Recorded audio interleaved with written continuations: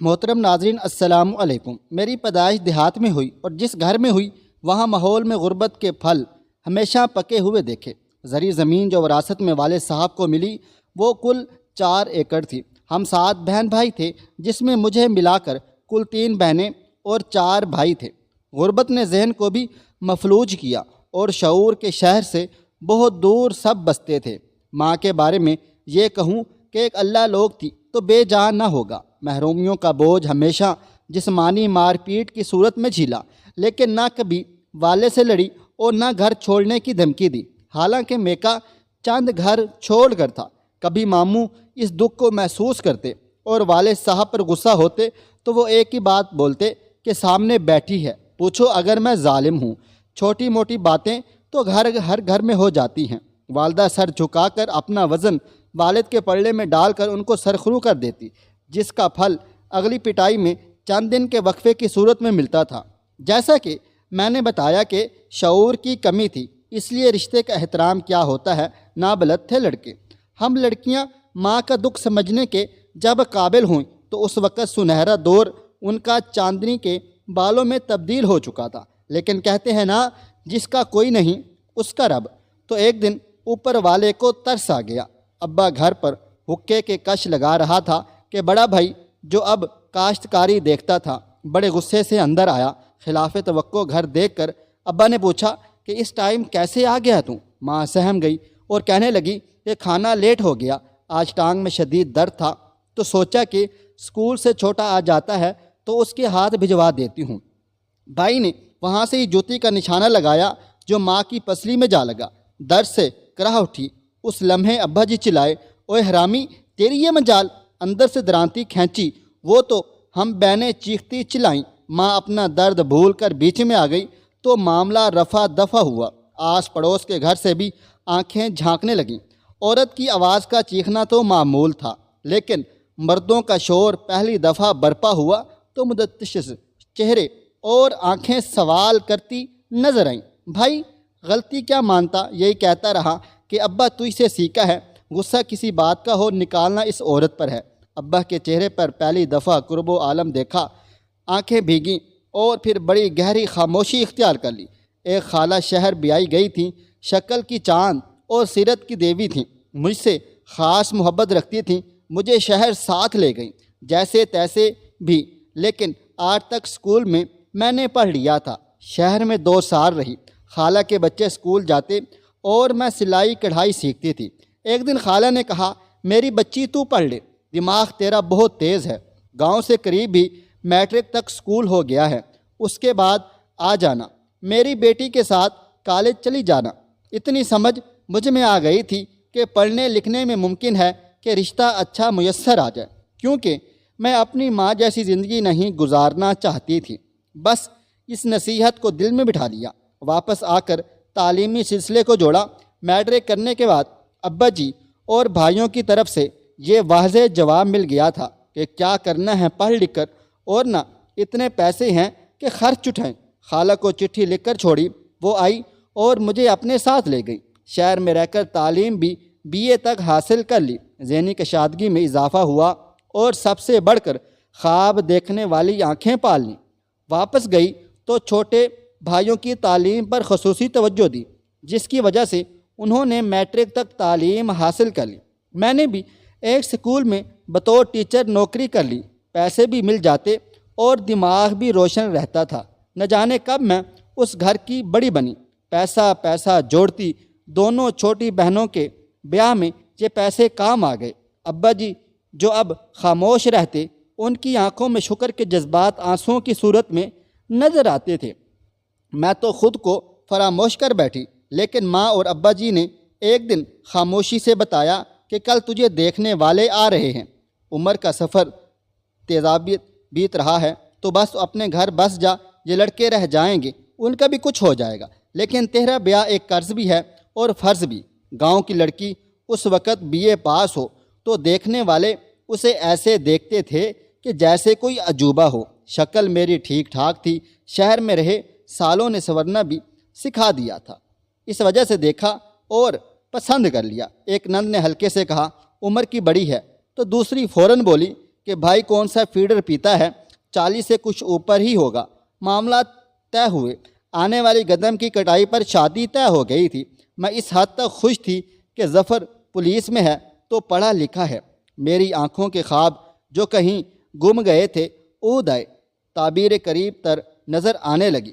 ہمارے گاؤں سے کوئی 50 میل پر میرا سسرال تھا، شہر سے قریب تھا۔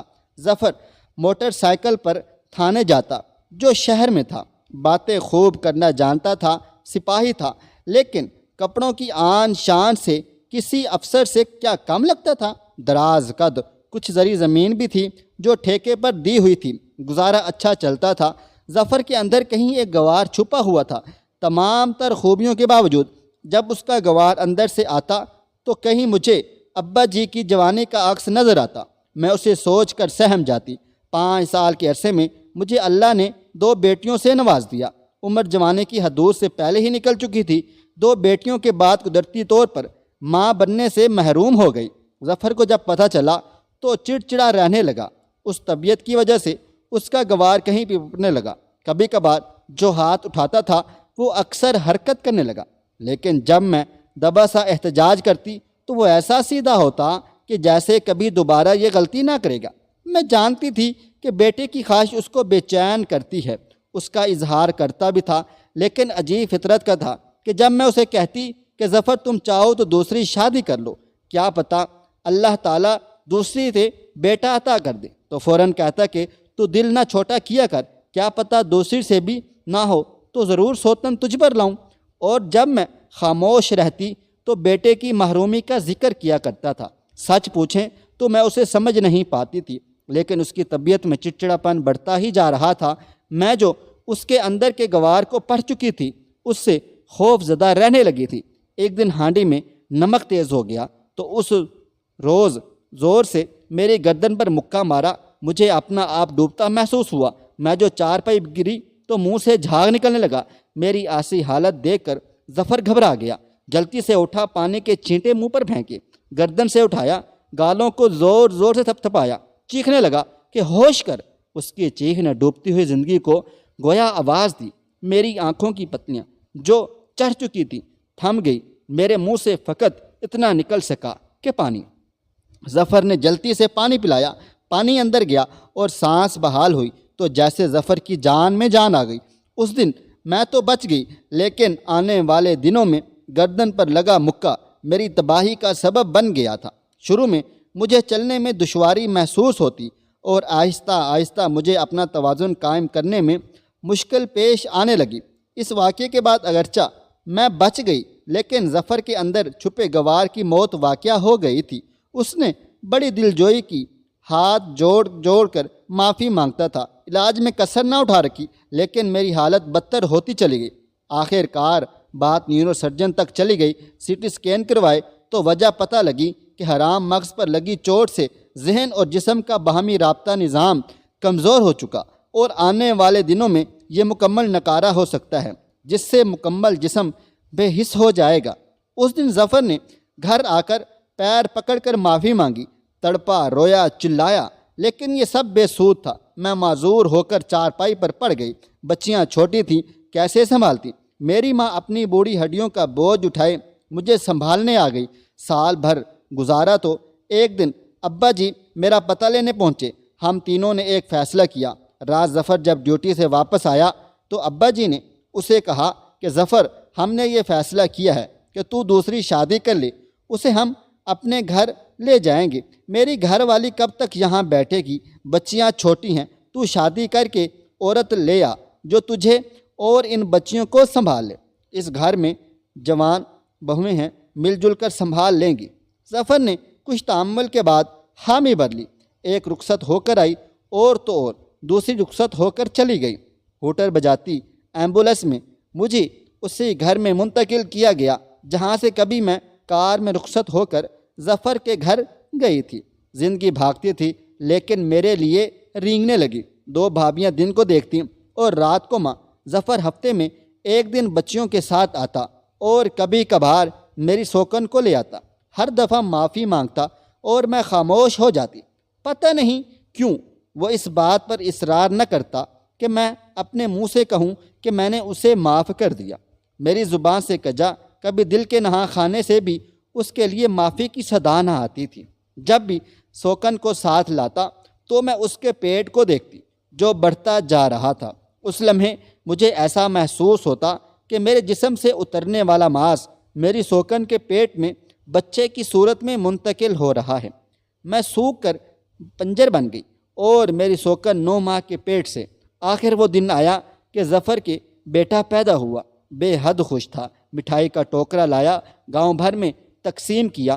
اس دن مجھے یقین ہو گیا کہ یہ بیٹا میرے گوشت سے جو میرے بدن کو چھوڑ چکا ہے اس سے بنا ہے۔ چھلا پورا ہوا تو ظفر سوکن اور بچوں کو ساتھ لے کر مجھے ملنے آیا۔ سوکن نے بچہ میرے اوپر لٹا کر کہا، یہ ہمارا نہیں تیرا ہے، اور میرا یقین کامل ہو گیا کہ اس کا بدن میرے گوشت سے بنا ہوا ہے۔ وقت میرے لیے رینگتا ہی رہا لیکن مجھ سے دور وہ وقت بھاگ رہا تھا۔ 2 سال گزرے، میری صرف آواز باقی رہ گئی تھی۔ ایک دن ظفر اکیلا ہی آیا، میرے کمرے میں بھی نہیں آیا۔ باہر برآمدے میں کرسی پر ابا جی اور ماں جی کے پاس بیٹھا رہا۔ میں چارپائی پر لیٹی اسے دیکھ رہی تھی۔ اس کی آواز میرے کانوں میں نہیں پڑ رہی تھی۔ اس دوران 2 دفعہ ایسا ہوا کہ اس کی آنکھیں مجھ سے 4 ہو گئیں۔